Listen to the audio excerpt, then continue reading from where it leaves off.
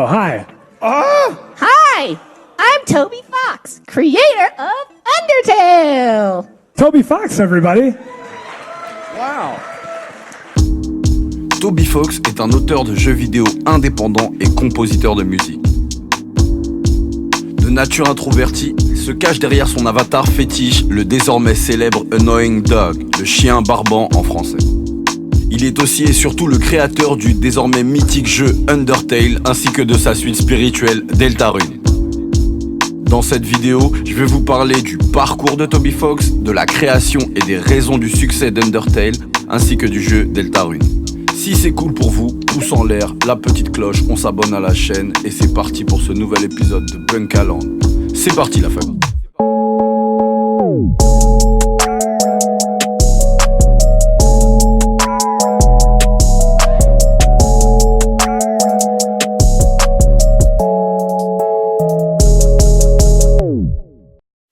Parcours de Toby Fox. Toby Fox est né le 11 octobre 1991 à Boston, aux États-Unis. Il fit des études de sciences de l'environnement à la Northeastern University de Boston dans le Massachusetts. Passionné du jeu Mother sur Super Nintendo, Earthbound chez nous, il se mit en tête de développer une ROM hack du jeu en 2008. Celle-ci sortit le 31 octobre 2008 sur le site starman.net. D'après les dires de Toby Fox, le logiciel PK-Hack Earthbound ROM Editor ayant servi au développement de cette ROM hack est un logiciel vraiment difficile d'utilisation. Je vous mets en description le lien d'un article écrit par Toby Fox dans lequel il explique comment cette ROM hack fut développée. L'article est un peu long mais très intéressant. Très vite, cette première expérience de concepteur de ROM hack lui donna envie de créer son propre jeu vidéo. Mais ça, on va y revenir. Au cours de sa dernière année d'école secondaire en 2009, il se mit à composer divers morceaux de musique pour le webcomic Homestuck d'Andrew Hussey. De cette expérience est née en lui une réelle passion pour la composition. Notez-le bien, car la musique a vraiment une place importante dans la vie de Toby Fox. La création d'Undertale. Écrit, développé et composé par Toby Fox, Undertale est un RPG dont les graphismes s'inspirent du jeu Earthbound. Pour la réalisation de celui-ci, il se fit aider par Temi Chang, qui fut créditée comme conceptrice des logos, des cinématiques, du magasin et de quelques personnages du jeu. Le pitch du jeu est plutôt basique. Une guerre entre les humains et les monstres éclata, et les humains scellèrent les monstres dans l'outre-monde. Plusieurs années après la guerre, votre personnage tombe dans un trou et se retrouve dans l'outre-monde. Vraiment pas de bol. À croire que votre personnage est aussi maladroit qu'Alice au Pays des Merveilles. Bref, dans ce monde, il rencontre Toriel, un personnage à l'apparence maternelle qui vous explique les mécaniques du jeu. C'est comme ça que débute votre aventure. Une première démo du jeu fit son apparition le 2 mai 2013 de manière confidentielle sur le site Fangamer. Une démo publique sortit ensuite le 23 mai 2013. Le développement du jeu fut financé grâce à une campagne Kickstarter lancée par Toby Fox dont l'objectif était de $5 000. À sa grande surprise, la campagne s'est terminée avec $51 124 reçus de la part de plus de 2000 personnes. La démo du jeu avait vraiment séduit le public.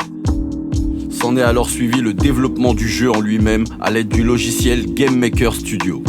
Les participants au Kickstarter souhaitaient que le jeu sorte en août 2014, mais vie de développeur indépendant oblige, il sortit le 15 septembre 2015 sur Windows et Mac.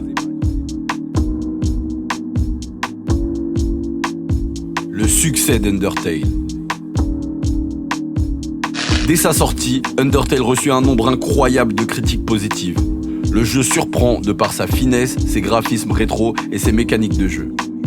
Il est d'ailleurs possible de terminer Undertale sans blesser aucun ennemi. Son succès est également dû à ses dialogues spirituels et comiques. Le scénario du jeu change radicalement suivant les actions du joueur, un peu comme dans Star Wars Fallen Order ou Fable à l'époque. Moins d'un an après sa sortie, le jeu était disponible sur Linux, le 15 août 2017 sur PS4 et PS Vita, et le 18 septembre 2018 sur Nintendo Switch. À sa sortie, il se plaça à la tête des ventes dématérialisées de la console, ce qui est un exploit pour un jeu indépendant. La profondeur du scénario imaginé par Toby Fox et l'écriture des personnages ont tout simplement rendu le jeu culte. La consécration eut lieu quand le personnage de Sans, qui suit le protagoniste au cours de l'aventure, fut intégré comme costume dans Super Smash Bros Ultimate. Certains aspirent à devenir des rockstars. Toby Fox, lui, se serait bien contenté d'être un petit caillou dans l'ombre. Convié en 2017 à donner une conférence au Monde Festival, le créateur avait poliment décliné l'invitation. Malheureusement, je n'aime pas vraiment les interviews, et je n'ai pas vraiment grand-chose à dire à propos de ma vision. Toby Fox est de ce monde où les plus belles choses sont confidentielles, artisanales, voire un peu maladroites. Sa part d'ombre et ses doutes se laissent entrevoir lors de ses brèves apparitions et autres interviews. Une Undertale sera peut-être ce que j'aurais fait de plus populaire, mais ça me va. Le succès, Toby Fox le vivait plutôt mal, ne sachant pas s'il serait capable de réitérer l'exploit en créant un nouveau jeu aussi bon qu'Undertale. J'aimerais faire un autre jeu un jour, mais les attentes donnent vraiment le vertige. Depuis Undertale, j'ai l'impression qu'il faudrait que je me surpasse. Ce message qui pouvait laisser croire le pire cachait en réalité un autre projet, car Toby Fox n'avait pas dit son dernier mot.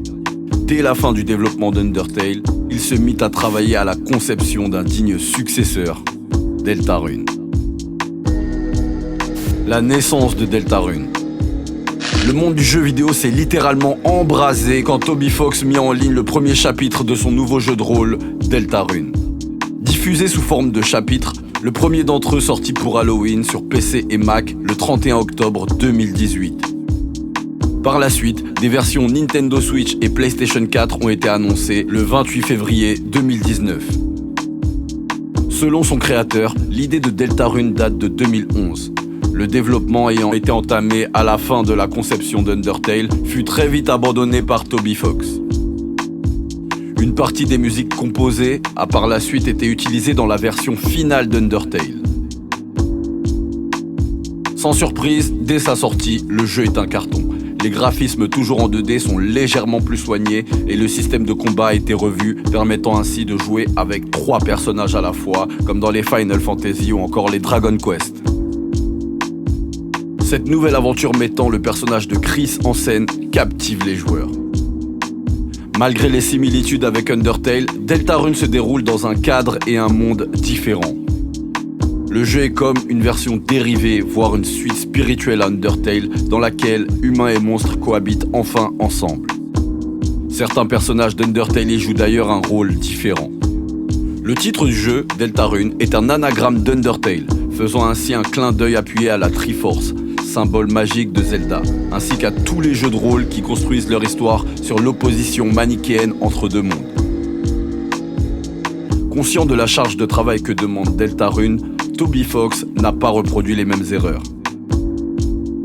Il demanda de l'aide aux développeurs via une série de tweets le 2 novembre 2018.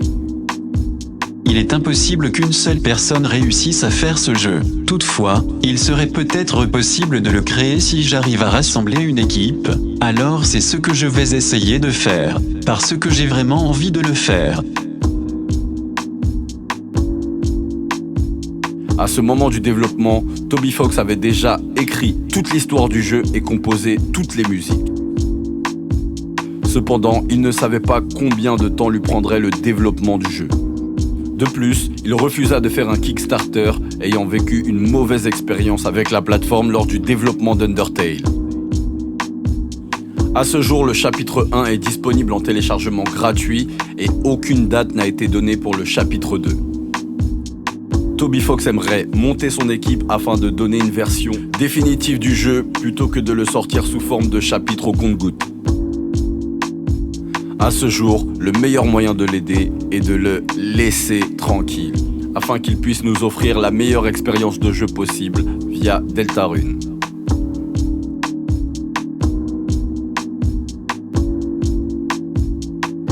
Le mot de la fin. Aux antipodes des superproductions, Toby Fox est resté un artisan du jeu vidéo. Il a depuis déménagé de chez ses parents, répondu à des milliers d'emails venus du monde entier, partagé des documents de conception, posté des musiques inutilisées de ses jeux, tout en supervisant leur portage sur PS4, PS Vita et Nintendo Switch. sans jamais rien retoucher ni corriger à son œuvre. Comme si sa beauté était un accident qu'il ne fallait pas tenter de réparer. Merci à vous d'avoir suivi cet épisode de Bunkaland sur Toby Fox. Ça me tenait vraiment à cœur de parler de ce créateur. Les liens qui m'ont servi à réaliser cette vidéo sont tous dans la description. Si vous êtes fan de Toby Fox ou que vous détestez, n'hésitez pas à me le faire savoir dans les commentaires.